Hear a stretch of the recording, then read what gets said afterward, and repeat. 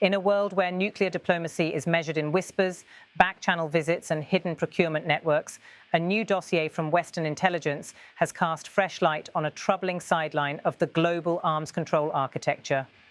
According to investigative reporting, Iranian scientists linked to the country's nuclear weapons research arm travelled to Russia in late 2024, and their mission may have been far more consequential than publicly acknowledged. The group in question included researchers affiliated with Iran's Organization of Defensive Innovation and Research, known by its Persian acronym SPND. That entity, established in 2011 and subject to US and European sanctions for proliferation-sensitive activity, is widely judged to be Iran's principal vehicle for weapons-relevant nuclear work.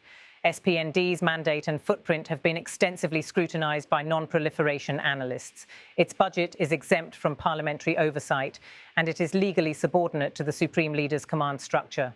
Key to this disclosure is the revelation that in November 2024, a delegation of Iranian research staff traveled using diplomatic passports to St. Petersburg, Russia, and held meetings with Laser Systems, a Russian company under US sanctions for the development of laser and optical technologies, with both civilian and classified military applications.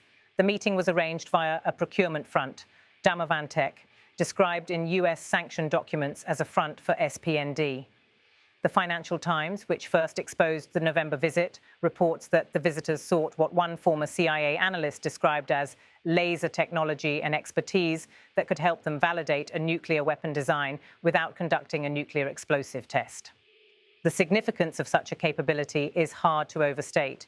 If true, Iran may have sought to accelerate its weapons design timeline by bypassing full-scale explosive testing altogether. Russia's involvement adds a worrying dimension. While Moscow has publicly opposed a nuclear-armed Iran, the meeting provides the strongest publicly available evidence that Russian institutions may be cooperating with Iranian scientists on knowledge that could feed a weapons capability. The Russians, as one analyst put it, appear at least tacitly willing to share technology that crosses the dual-use boundary.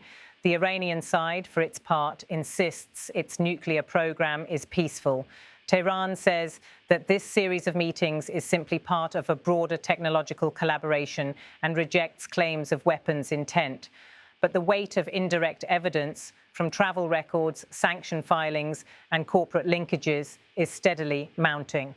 This story unfolds against a backdrop of heightened regional tensions and faltering diplomacy.